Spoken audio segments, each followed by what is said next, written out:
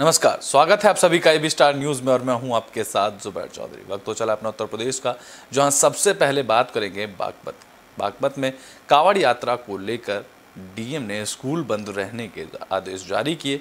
इसके बावजूद भी कई ऐसे स्कूल हैं जो सरकारी आदेश को दरकिनार कर छुट्टी के बावजूद भी स्कूल खोले जा रहे हैं। कांवड़ यात्रा के मद्देनजर जिलाधिकारी ने सभी सरकारी और गैर सरकारी स्कूलों को बंद करने के आदेश जारी किए हुए हैं। इसके बावजूद बड़ौद तहसील क्षेत्र में अधिकांश निजी स्कूल संचालकों ने अपने स्कूल को खोलकर सरेआम सरकारी आदेशों को ठेंगा दिखाने का काम किया है। ऐसा ही एक स्कूल बिजरौल गांव का है, जहां सरस्वती शिक्षा निकेतन जूनियर हाई स्कूल है। यहां जिलाधिकारी के आदेशों को ठेंगा दिखाया जा रहा है। आदेशों को ताक पर रखकर कक्षा नर्सरी से 10वीं तक के बच्चों को स्कूल बुलाया जा रहा है। पब्लिक स्कूलों में प्रशासन की नाक के नीचे और यहां के शिक्षा प्रशासन सरकार को ठेंगा दिखा रहे हैं। बिजरौल गांव की ही नहीं, शहर देहात क्षेत्र के दर्जनों स्कूलों ने पहले ही दिन जिलाधिकारी के आदेशों को ताक पर रख डाला। दरअसल कांवड़ यात्रा के मद्देनजर जिलाधिकारी राजकमल यादव ने 20 जुलाई से 27 जुलाई तक सभी गैर सरकारी और सरकारी स्कूलों को बंद करने के आदेश जारी किए हुए हैं। इसके बावजूद पब्लिक स्कूल संचालक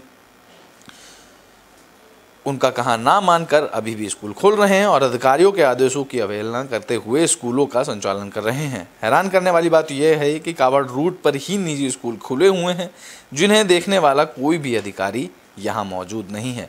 इन संबंध में एसडीएम सुभाष सिंह से बात की गई तो उनका कहना था कि संबंधित स्कूलों के खिलाफ कड़ी कार्रवाई अमल में लाई जाएगी। वहीं एबीएस प्रकाश चंद्र ने बताया कि स्कूल संचालकों को नोटिस जारी कर आगे की कार्रवाई की जा रही है।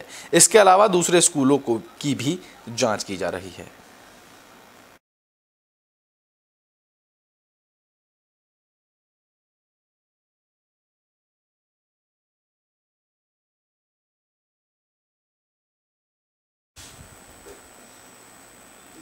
ब्रिटेन में बात अब फर्रुखाबाद की कर लेते हैं, जहां गंगा और रामगंगा का जल स्तर लगातार बढ़ता ही जा रहा है। आपको बता दें कि बीते 24 घंटे में जल स्तर 1 मीटर तक बढ़ गया है। नौरार बांध से लगातार पानी छोड़ने की वजह से जल स्तर बढ़ता जा रहा है। 1 दर्जन से ज़्यादा गांव में इस वजह से बाढ़ का पानी घुस रहा है। कोसी और कालागढ़ के करीब 1 लाख पानी छोड़े जाने में रामगंगा का जलस्तर 24 घंटे ही करीब 1 मीटर बढ़ गया। इस बाढ़ के हालात और भयावह हो गए। लगातार खतरे के निशान की ओर बढ़ रही रामगंगा की बाढ़ ने शुक्रवार को फतेहगंज पश्चिमी में दिल्ली लखनऊ के हाईवे को भी अपनी गिरफ्त में ले लिया। टोल प्लाजा तक बाढ़ का पानी पहुंच गया। उधर कीला नदी में भी रामगंगा का पानी पहुंचने से उफान पर पहुंच गई। जिला प्रशासन राहत और बचाव कार्यों में जुटा हुआ है। 3 दिन पहले कीला नदी के तट प्रवृत्त इलाकों में बाढ़ की आशंका से जिला प्रशासन ने निर्देश पर पुलिस ने मुनादी कराई थी। कटघर, बाकरगंज, दौली, रघुवर दयाल समेत कई ऐसे क्षेत्र हैं जो मुनादी के बाद भी दहशत में हैं। बाढ़ में घिरने की आशंका से लोग लगातार परेशान हो रहे हैं और लोगों के मुताबिक मंगलवार को नदी के सिर्फ बारिश का ही पानी था, जिसके बाद बुधवार को यह स्थिति सामान्य रही, मगर बृहस्पतिवार से सुबह किला नदी में पानी बढ़ना शुरू हो गया और शुक्रवार दोपहर तक 1 मीटर जलस्तर बढ़ गया। बृहस्पतिवार शाम किला नदी का जलस्तर बढ़ने से धौली रघुवर दयाल जाने वाले रास्ते के पुलिया के पास भी नदी पहुँच गया और ये पानी अब बढ़ता ही जा रहा है।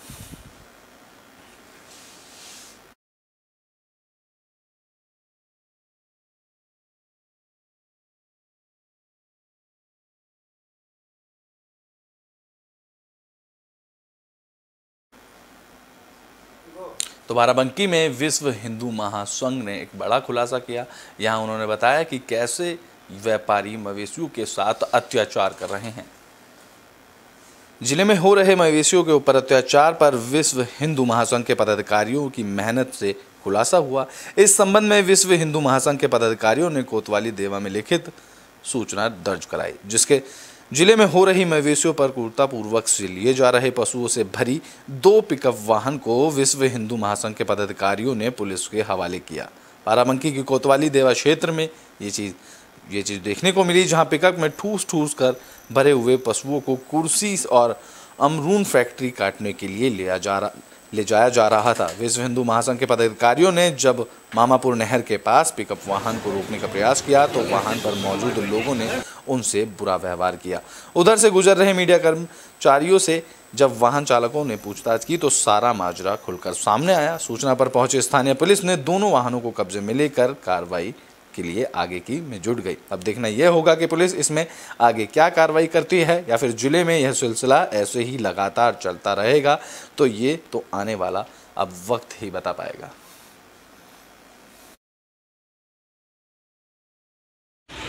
भाई साहब, क्या नाम क्या है, पहले तो ये बताइए अपना। मेरा नाम है बबलू वर्मा जी, और मैं जिला अध्यक्ष हूँ विश्व हिंदू महासंघ जनपद बाराबंकी का।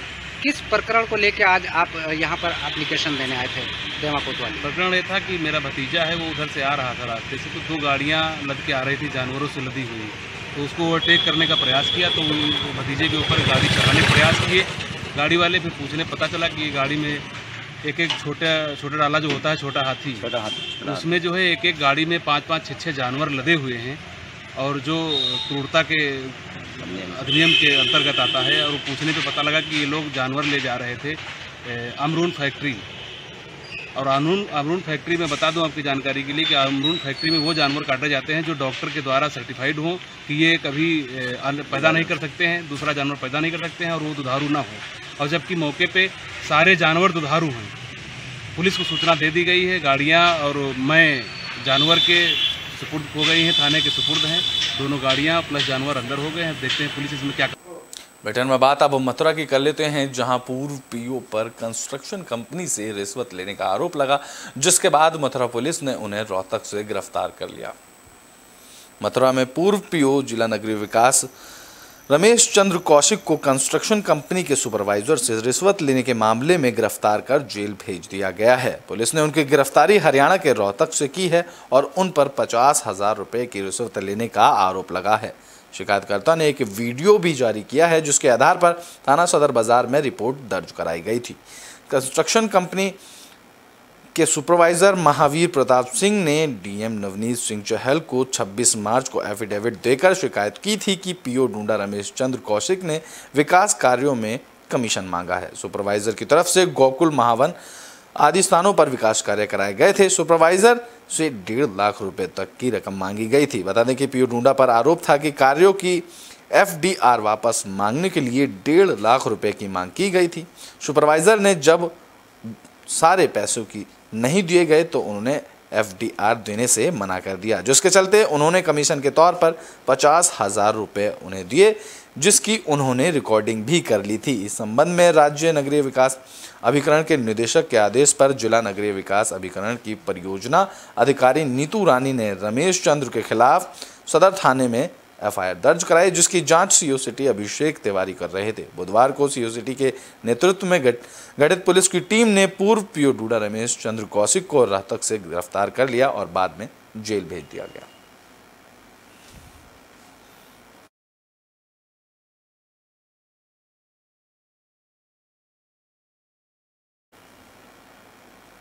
ब्रिटेन में बात अब महोबा की कर लेते हैं, जहां दिन दहाड़े बदमाशों ने लूट की घटना को अंजाम दिया। आपको बता दें कि एक टीचर के घर इन बदमाशों ने 8 लाख से ज़्यादा सोने चांदी के जेवरात लूटकर फरार हो गए।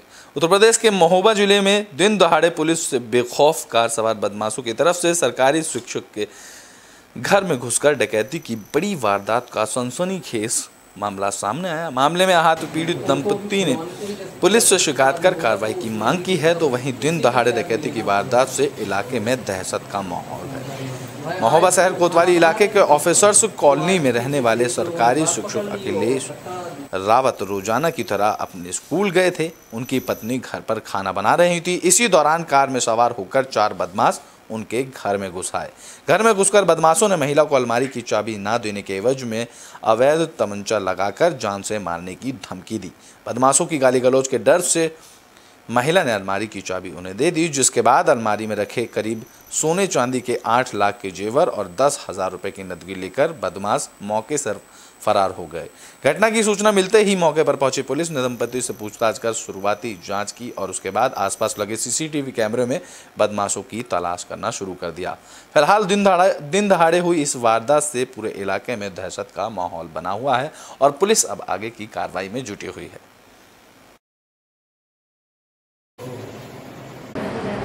क्या घटना हुई आपको? मैं सर स्कूल में था, बच्चा मेरा स्कूल गया था, पत्नी थी अकेली, और अब उसके बाल पकड़े कट्टर आके पूरा सब ले गए सामान सर। कैसे दाखिल हुए घर के अंदर? गेट के अंदर से आए, मैं सर यहाँ खाना बना रही थी, पीछे से बाल पकड़े वो कट्टर आ दिया सर। पुलिस को सूचना दी आप लोगों ने? जी अभी FIR करवाने लेकिन आई थी पुलिस, 112 नंबर पे लगाया था सर। क्या आश्वासन दिया उन्होंने? कह रहे हैं कि कर रहे हैं तलाश हम। सर अशोकनगर भट्टीपुरा में जो आज घटना घटित हुई है उसके बारे में आपका क्या कहना है सर? अशोकनगर ये थाना कोतवाली क्षेत्र के अंतर्गत पड़ता है। यहाँ पर एक अखिलेश रावत जी का मकान है। तो आज 2 बजे से 2:30 बजे के बीच में इनके द्वारा बताया गया कि इनके घर में 3 लोग आकर के घुस गए और तमंचा दिखा करके एक अलमारी में इनका कुछ ज्वेलरीज रखी हुई थी, जैसे कि इनके द्वारा बताया गया है कि 3 अंगूठियाँ और 2 सोने के हार, चूड़ियाँ आदि वगैरह, तो वो उसको लूट करके ले गए हैं। इसके बाद में तत्काल यहाँ पर घटनास्थल का निरीक्षण कर लिया गया है, FIR दर्ज की जा रही है, टीमों का गठन भी इसमें कर लिया गया है, सर्विलांस टीम का भी इसमें सहयोग लिया जा रहा है। ये भी जानकारी अभी तक आई है कि इनके घर में पिछले 15 दिन से कुछ काम चल रहा था, जिसमें कारपेंटर्स भी लगे हुए थे और पुताई का भी काम चल रहा था, और इन्होंने कुछ लोगों पर शक जाहिर किया है आसपास के लोगों पर। तो वो सब भी हम लोग पूरा उसकी इंफॉर्मेशन कलेक्ट कर रहे हैं और शीघ्र ही इसमें घटना का अनावरण किया जाए। तो बागपत से एक अजीबोगरीब घटना सामने आई। यहाँ एक इंटर कॉलेज के प्रबंधक की लाइसेंस रिवॉल्वर से अचानक गोली चल गई, जिसके बाद ये गोली महिला कर्मचारी के पेट में जा लगी। गोली चलने से कॉलेज में भगदड़ मच गई।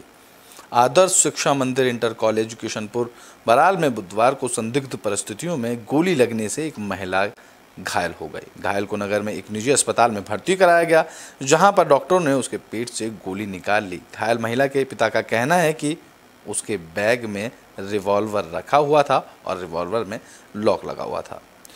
रमाला गांव के रहने वाले नरेश की 23 साल की बेटी सृष्टि चौहान आदर्श शिक्षा मंदिर इंटर कॉलेज किशनपुर बराल में 7 महीने से लिपिक के पद पर नौकरी कर रही थी। बुधवार को स्कूल में बैठक थी। लगभग दोपहर 2 बजे स्कूल के प्रबंधक नरेश कुमार अपने कक्ष में बैठे हुए थे। इसी दौरान संदिग्ध परिस्थितियों में प्रबंधक के रिवॉल्वर से गोली चल गई, जो कि वहां पर मौजूद महिला सृष्टि के पेट में जा लगी। लहूलुहान हालत में सृष्टि को कॉलेज के प्रबंधक नरेंद्र और अन्य लोगों ने बड़ौद के निजी अस्पताल में भर्ती कराया, जहां डॉक्टरों ने ऑपरेशन कर पेट से गोली निकाल ली। वहीं सीओ युवराज सिंह का कहना है कि अभी तक इस संबंध में कोई तहरीर नहीं आई है। वहीं इंस्पेक्टर का कहना है कि पूछताछ से सृष्टि ने बताया कि प्रबंधक का बैग मेज पर रखा हुआ था। बैग के नीचे फाइल रखने लगी और वो फाइल बैग नीचे गिर गया। बैग में रखे रिवॉल्वर से गोली चल गई और जो कि सृष्टि के बाएं और पेट में लग गई। बताया गया कि फिलहाल लाइसेंसी रिवॉल्वर को थाने में जमा कर दिया गया है। तहरीर आने के बाद ही आगे की कार्रवाई की जाएगी। तहरीर नहीं आती है तो भी लापरवाही के मामले में कार्रवाई की जाएगी। उधर एसडीएम सुभाष सिंह ने अस्पताल में युवती के बयान लिए हैं। एसडीएम ने बताया है कि सृष्टि के पिता नरेश का कहना है कि उन्होंने रिवॉल्वर लॉक बताया गया था, तो फिर उससे कैसे गोली चल गई ये समझ नहीं आ रहा। वह इस मामले में कार्रवाई करेंगे।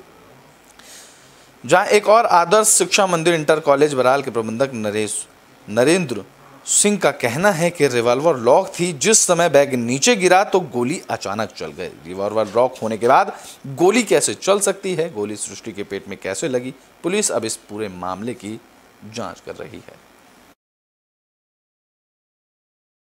नाम नरेंद्र कुमार। स्कूल में घटना हुई है, क्या मामला है? जी, वो दरअसल बच्चों की तो छुट्टी थी, वर्किंग डे था नहीं, स्टाफ की मीटिंग थी।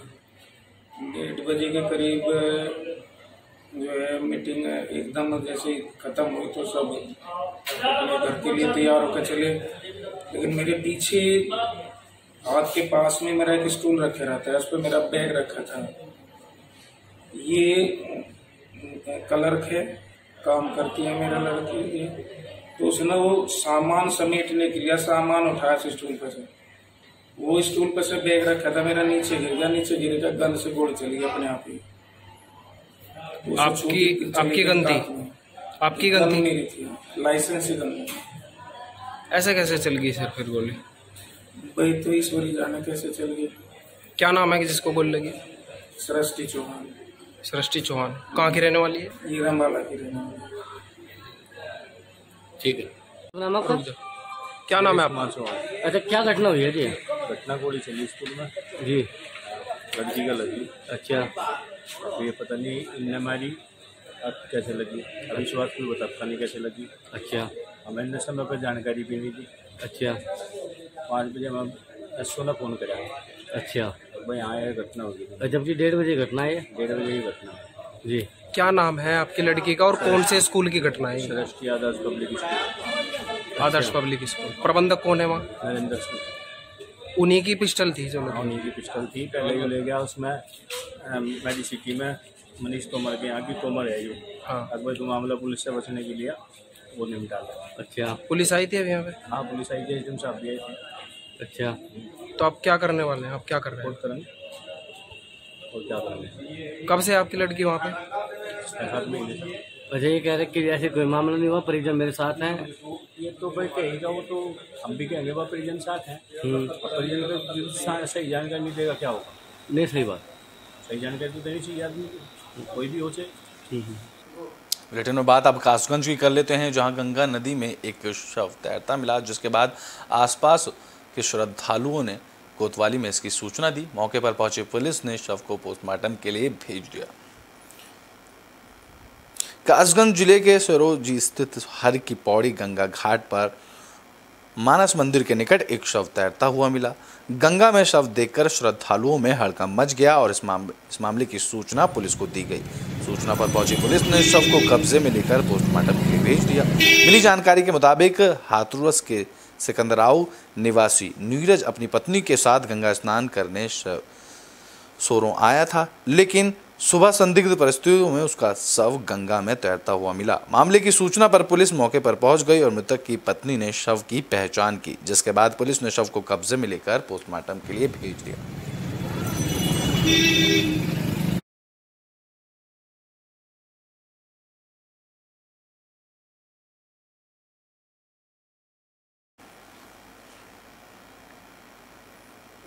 बुलेटिन के आखिरी में बात और की कर लेते हैं, जहां एक घर की टीन की शेड पर अचानक करंट उतर आया, जिससे घर के ही 2 सदस्यों की मौत हो गई और 2 सदस्य बुरी तरह से झुलस गए।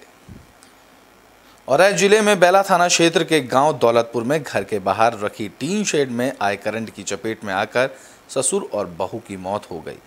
बचाने पहुंचे मां बेटे गंभीर रूप से झुलस गए, जिनको सामुदायिक स्वास्थ्य केंद्र बिधूना ले जाया गया। बता दें कि दौलतपुर निवासी 45 साल के जगदीश चंद्र घर के बाहर टीन शेड में सो रहे थे, तभी टीन शेड में उतरे करंट ने बकरी झुलस गई और चिल्लाने लगी। आवाज़ सुनकर देखने आए जगदीश और उनकी पत्नी लक्ष्मी देवी और उनके बेटे अनुराग और बहू रेखा ने बकरी को छुड़ाने का प्रयास किया, तो चारों लोग भी झुलसकर गंभीर रूप से घायल हो गए। घायलों की चीख पुकार सुनकर पड़ोसी महेंद्र चंद्र मौके पर पहुंचे। किसी तरह से सभी को अलग किया गया और एम्बुलेंस को सूचना दी गई। मौके पर पहुंची एम्बुलेंस ने सभी घायलों को CHC बिधूना में भर्ती कराया, जहां डॉक्टरों ने जगदीश और बहू रेखा को मृत घोषित कर दिया। झुलसे मां बेटे को गंभीर हालत के चलते सैफई मिनी PGI रेफर कर दिया गया। बेला थाना प्रभारी जीवाराम ने शवों को कब्जे में लेकर पोस्टमार्टम के लिए भेज दिया।